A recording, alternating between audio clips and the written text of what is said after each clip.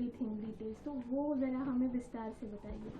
नहीं देखो, इसमें जो भी इन्फॉर्मेशन हमारे पास आई है, एक जो हित चिंतक होता है कि जो वीएसआर में शायद काम करते थे या काम कर रहे हैं या गवर्नमेंट में काम कर रहे हैं, जिनको लगता है कि वीएसआर जिस तरीके से ये कंपनी चलाई जा रही है वो बहुत गलत तरीके से चलाई जाती है और उसमें बहुत सारे वीआईपी ट्रैवल करते हैं। कोई क्रिकेटर है, कोई एक्टर है, एक्ट्रेसेस है, या पॉलिटिशियन है, या बिजनेसमैन है, तो इनके लाइफ को धोखा है।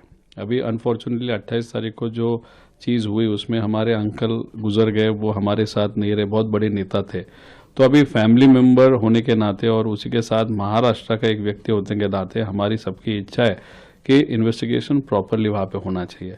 तो इन्वेस्टिगेशन करते वक्त एक तो वीएसआर कंपनी के बारे में इन्वेस्टिगेशन करने की ज़रूरत है, दूसरा क्रिमिनल एंगल है कि 27 तारीख को क्या हुआ था, 28 को क्या हुआ था, उसके पहले क्या हुआ था, उसके पीछे कुछ कॉन्स्पिरेसी है कि नहीं। दो टाइप की कॉन्स्पिरेसी, एक पॉलिटिकल होती है और एक कमर्शियल होती है। कमर्शियल मतलब समझो अभी वीएसआर कंपनी उसको बचाने का कोई कोशिश कर रहा है, तो बचाना क्यों चाहता है कि उसके फंडिंग है, फाइनेंस है, या प्लेन उसके नाम पे है, आगे नाम पे उसका नाम आएगा, वो भी एंगल है। तो इसके कारण जो भी इन्फॉर्मेशन हमारे पास आ रही है वो इन्फॉर्मेशन हम लोगों के सामने लाने की कोशिश वहाँ पे कर रहे हैं। उनके पर्सनल चैट्स है, उसी के साथ कुछ गवर्नमेंट का डेटा है, कुछ एक्स जो पायलट थे उनके जो रेजिग्नेशन लेटर्स है, फ्लाइंग कैसे हुआ था, कहाँ से वो बाय किया था, जो जो इन्फॉर्मेशन हमारे पास है वो दे रहे हैं। अभी जो गवर्नमेंट के यहाँ से रिप्लाई आ रहा है वो तो एक तो ये लेयरजेट 45 नाम जो इस्तेमाल करे वो गलत है। एक्सआर उसका मॉडल नंबर है, वो एक्सआर का नाम मतलब उनसे जो डेटा आ रहा है वो बहुत इनकम्प्लीट और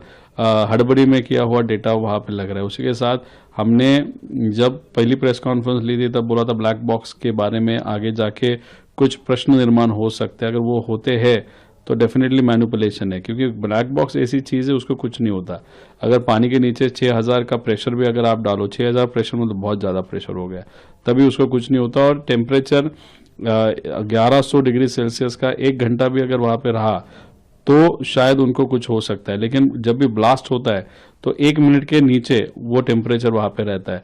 और ये जो आउटर केसिंग है जो ब्लैक बॉक्स की होती है वो 1600 का उसका मेल्टिंग पॉइंट है, टाइटेनियम है। उसके अंदर अगर आप देखो तो उसमें जो सीलिंग है या जो सील करता है गर्मी को, उसका जो लाइफ होता है या मेल्टिंग पॉइंट होता है या इफेक्ट जहाँ पे आ सकता है वो करीबन 1500 डिग्री सेल्सियस का है। उसके अंदर फिर प्लेन जिस चीज़ से बना होता है उससे वो कवरिंग होता है वो 600 का होता है, उसके अंदर वो चिप होता है। तो सीवीआर और जो एफडीआर, ये दो चिप सबसे इंपॉर्टेंट होते हैं। सीवीआर में वॉइस होता है, एफडीआर में ये होता है। तो ये जो चीज़ें डीजीसी और वो जो एजेंसी उसकी तरफ से आ रहे, मुझे कहाँ पे तो लग रहा है ये वीएसआर के हित में मैनिपुलेटेड है।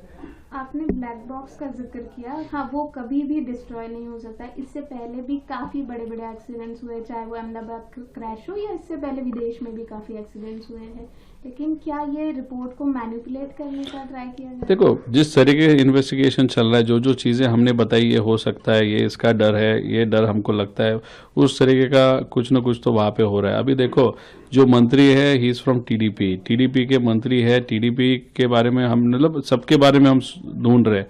तो वीएसआर का और टीडीपी के जो प्रमुख नेता है चंद्रबाबू नायडू, उनके जो फैमिली मेंबर है, उनकी एक जो फाइनेंस एनबीएफसी है उनका और वीएसआर का रिलेशन वहाँ पे दिखा, मतलब फाइनेंशियल रिलेशनशिप है। उसी के साथ ये जो रोहित सिंह है उसकी जो शादी थी, वो डायरेक्टर है वीएसआर में, उसके शादी के लिए चंद्रबाबू नायडू के फैमिली मेंबर्स वहाँ पे गए थे, ऐसे हमको पता चला। अगर TDP somehow someway financially and personally अगर इसमें इन्वॉल्व है तो फिर टीडीपी का नेता जो यहाँ पे मंत्री वो इन्वेस्टिगेशन कैसे ट्रांसपेरेंटली करेगा?